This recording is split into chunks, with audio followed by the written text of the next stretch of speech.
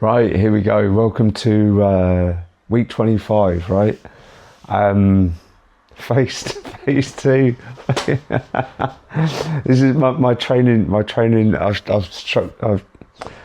am I trying to say? I've structured my training into phases, right? So each phase has 8 weeks, right? And this is the end of phase two. So yeah, I'm fucking buzzing. I'm in a really good mood. I caught a bit of a cold last week, so still trying to recover from that. Excuse me. Perfect timing, right? Yeah. No, the cold was. I mean, Monday I was feeling good. Fucking hell. Monday I was feeling good, and then Tuesday, Tuesday I woke up and I was like, "Fuck, I feel like shit." It was really bad. Obviously, I had to keep going, right, because I wasn't. The rule is if I don't make the distance, right, on any specific day, then I have to start from week one again, day one, week one. Yeah, so close to the end, and getting this cold was a good test, right? That's what it was. Testing myself, my durability, my drive, my want to get this going, right?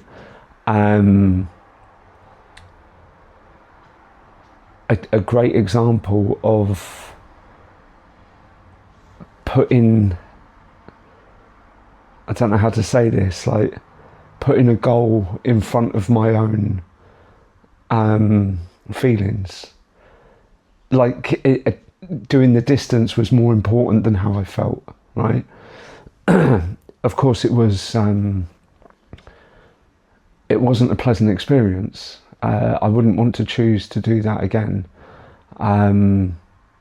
but it was good for just for some confidence in myself, right? That I'm doing,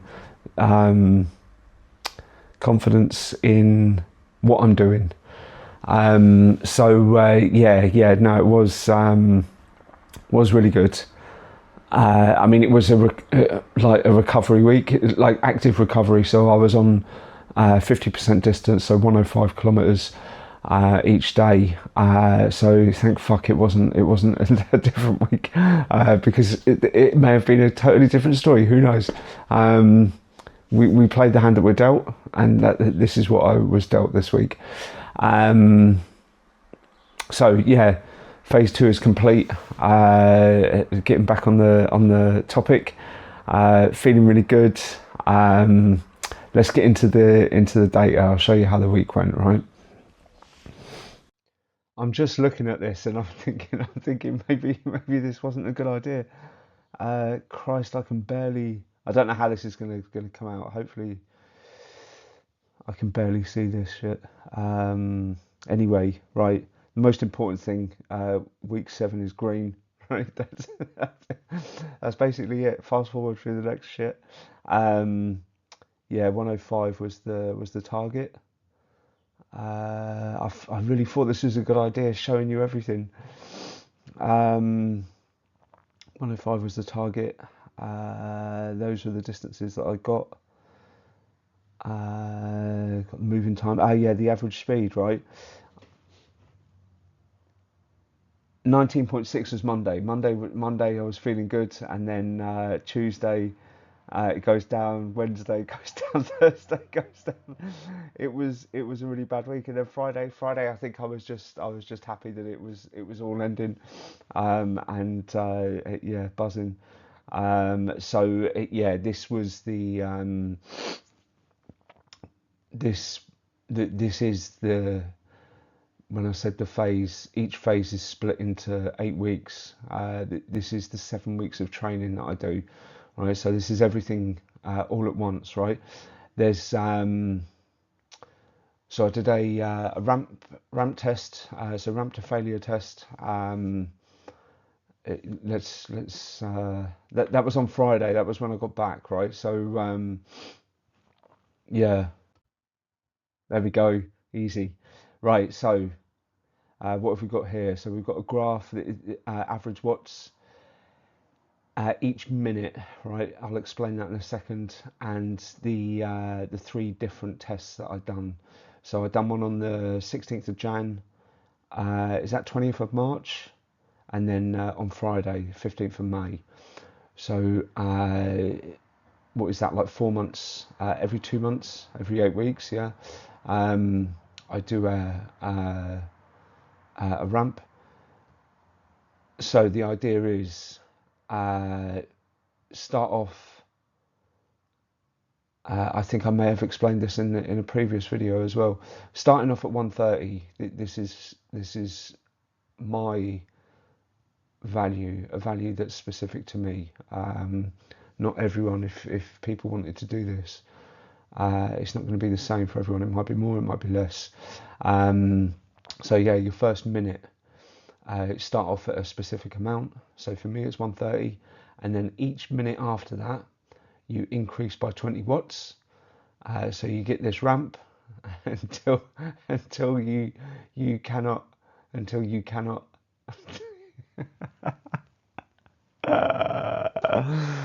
Oh God, this test is a real experience. It's a real experience, yeah.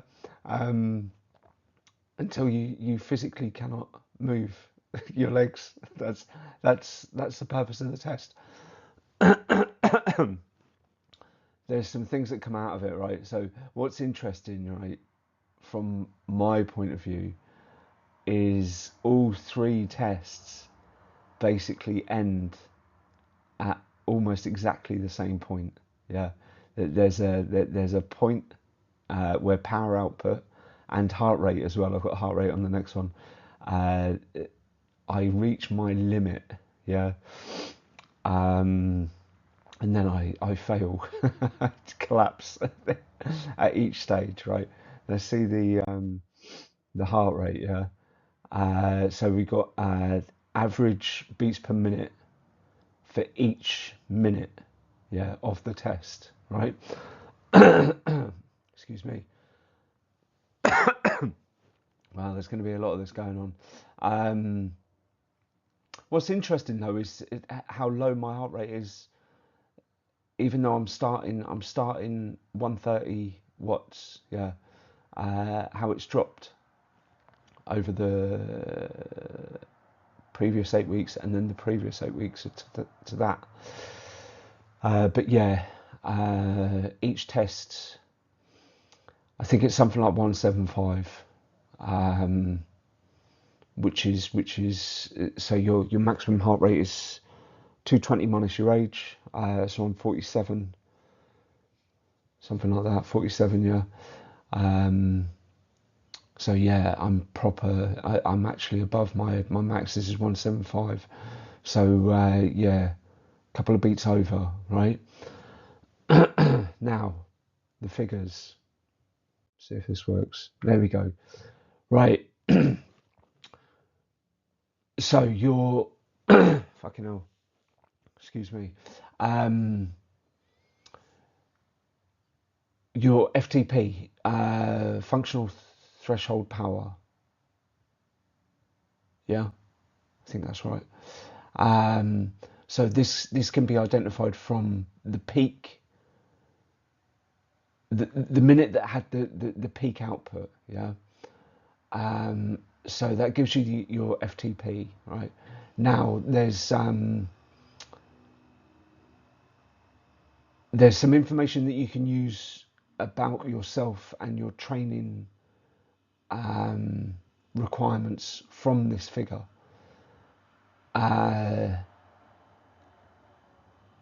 What I found interesting is that they're more or less exactly the same. I mean, these two are, I mean, they're 0.2 watts away from each other. So I found this really quite interesting, right? How, I mean, technically speaking, it's gone down and then gone up. Excuse me. It's gone down, then gone up, right? Given the training that I'm doing, you could expect this number to actually just increase, right? But the thing is being a bike courier is totally different from being a rider, a cyclist. I won't get into it. I've gotten into that too many times before. So yeah, the training for a courier isn't necessarily about increasing your aerobic capacity. Yeah. Well, not the training that I'm doing. It might be for other people. I don't know. So, what else can we get from this number? My weight. Uh, I mean, I'm carrying a few extra kilos. Yeah, I'm comfortable with that. Um, in January, I was definitely carrying a few extra kilos. So my weight has gone down, right? But my FTP has stayed the same, right? So for me specifically, this is great. Less weight equals more distance, right? So the less weight I'm carrying, the further I should be able to ride, whether that be on me or the bike, right? But what we can do is we can divide your FTP by your weight, and you get your watts per kilo. So how much power you're putting out per kilogram of your body, and this is where we see that there has been like a slight increase. I don't know enough about this to tell you whether this is great, good, or average. But what I can tell you is definitely the numbers have gone up. So there we go. My watts per kilo has increased, even though taking the direct numbers from the test, FTP, in the space of 16 weeks has technically dropped, right? I would say more or less stayed the same, but let's look at the facts. From 262 to 258, yeah, so it's gone down. But then when you add the weight factor into this equation, we can actually see that I'm pushing out more watts for the weight that I am. Yeah, that's what I'm taking from this. Now, this is all new to me. All of this, I've said this before. Everything that I'm doing is brand new to me. Okay, so don't quote me on this shit, right? this is a real amateur. Yeah, giving you some scientific information. take it all with a pinch of salt. But for me personally, I'm I'm I'm thinking this is good. Okay, that's it. So I said that the training is each phase is 8 weeks, right? But the table only shows 7 weeks. So what happens in week 8? I hear you cry, right? Stick with me. This is the thing that is very important, right? When you're training is recovery. Okay, not just recovering like over the weekend, but just taking some time to just relax and let your body process everything, to heal, to get stronger. So week 8 of each phase is just a week off, right? Just no distance, no cycling, no targets, no eating specific food at a specific time. None of this waking up, none of this shit, right? Yeah, there's a real structure that that I have to follow. From the moment you wake up, you know, making sure you have the right nutrition, that you're hydrated, you know, throughout the day, eating the right foods, drinking the right amount of water, depending on the conditions, you know, all this stuff coming back, having the protein, like eating specific amounts of foods. It's very much like just one thing after the other, and it's going to be really nice just to not have that, just to wake up and do whatever I want to. So yeah, week 8 is just recovery. Yeah, that's the most important thing. Yeah, I mean, training is important, right? But recovery is very important as well. So that's it. So nothing to do. Excuse me. No targets or anything this week. Yeah. What I am going to be doing is putting some work into the next phase. So I need to design the next phase, right? So phase 3 is coming. So that'll be next week. Having everything ready. So we're what did I say, week 25? So that's going to be week 26 is going to be looking forward for the next 8 weeks. So yeah, that's it, taking it easy. Let's go. Easy.